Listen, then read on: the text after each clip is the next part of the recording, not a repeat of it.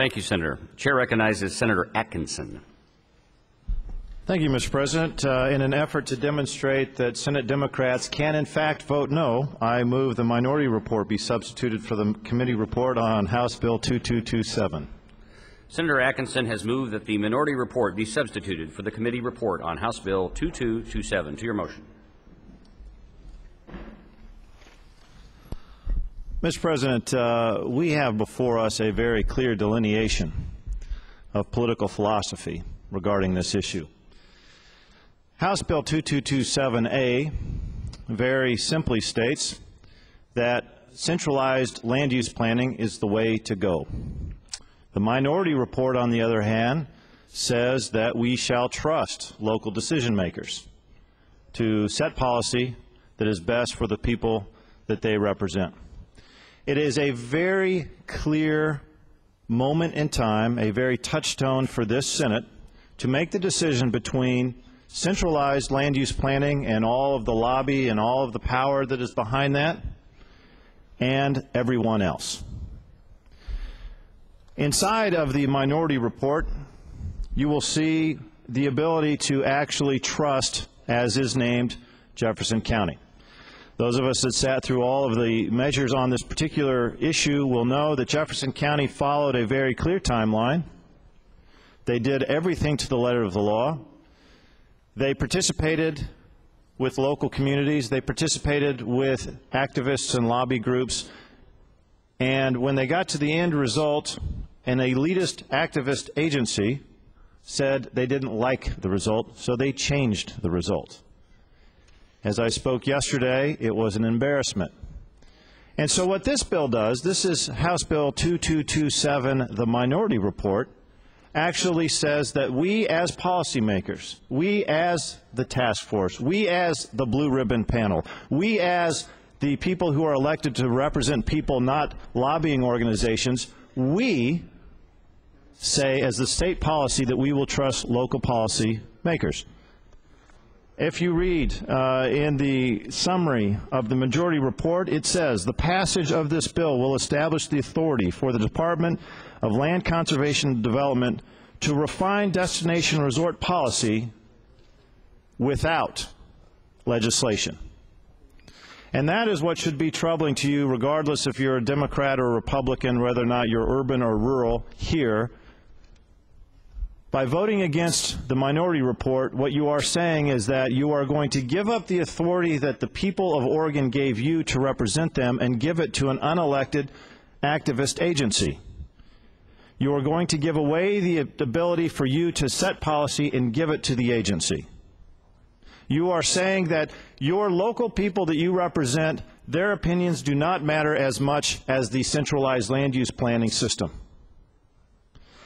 Colleagues, at the heart of it, this is the most elitist bill you will vote on. That's what this bill really is. This bill says that we know better than you. It is, in fact, the lowest common denominator on this issue. Now, have I been a veteran, unfortunate veteran of resort policy over the last 10 years? Absolutely. I actually came out of that industry a few careers ago. And we understand, those of us who actually don't live in the metro area and actually have worked in the resort business, that it is a big employer that runs its own cities for the most part, and it's a good neighbor. Not only that, it's an economic driver. Not only that, it increases property values. But what this value does, or what this bill does, is this bill eliminates all local control. Gone. Any ounce of local input from citizens, gone. We voted on that yesterday. We said that the Big Look Task Force was more important than citizen involvement. Gone. Local county commissioners who make a presentation, their input is gone. We are saying that if you vote against me right here on the minority report, you are saying that the majority report, it is the policy of the state of Oregon by your vote to give your authority as an Oregon State Senator to an agency. And that should make all of you stop and pause before a partisan vote. Essentially what you're saying here, the worst part about this bill and the minority report is the minority report says not only is local input important, it's saying that rural input is important. Because the people who are running the agency, the activist agency, do not live where they're actually living in their decisions. They don't live in the place where their decisions affect. This is the epitome of the urban and rural divide. This is elitist in urban telling the rural that they don't know what they're doing. That should make all of you stop for a moment before a partisan vote. We had some conversations just a moment ago from my good colleague who said that there's a they, the royal they. If you look at the proponents of the bill, there's a lot of lobbying organizations who lobby for government. And they, being those groups, were disappointed at the lots that were brought into the process that were available for sale. I ask you, colleagues, why would a lobby organization's disappointment in somebody's local decision be before us today? They are disappointed? That's wrong. That's elitist. They should not be setting the policy for them. Let me also talk to you about transaction costs, because in the state of Oregon, our land use system creates an enormous transaction cost. What is the cost? If I go to my good colleague from Central Oregon and I want to be her to be my CPA, there's a fee for that. But if I know that it's going to be difficult, or I am a difficult client, is probably the case more is, she might increase the cost to handle for a planned difficulty. That's called an increase in transaction costs. Every land use decision in the state of Oregon that involves the Department of Land, Conservation, and Development increases transaction costs, whether or not it's a destination resort or a first-time home buyer. The transaction costs for first-time home buyers are going to be increased by the passage of the majority bill. It is said that we need flexibility in the system and all these other glorious words. Well, the fact of the matter is that this agency, when we give our authority to this agency, we are saying that they have the ultimate ability to say no. It was a bill that was brought up yesterday on the Big Look Task Force that gave that terrible elitism the ability to review wildlife maps. Let me tell you how that works in a real situation. A real situation goes like this. Someone has an idea that they'd like to do something for the property, so that they go to the agency. The agency will take years to review it, increasing the transaction cost, jacking up the price of lawyers, and hanging out the cost of capital. If they ultimately get a nudge from the agency that it's okay to do something, the agency will kick it to another agency and say, well, you don't apply for the maps.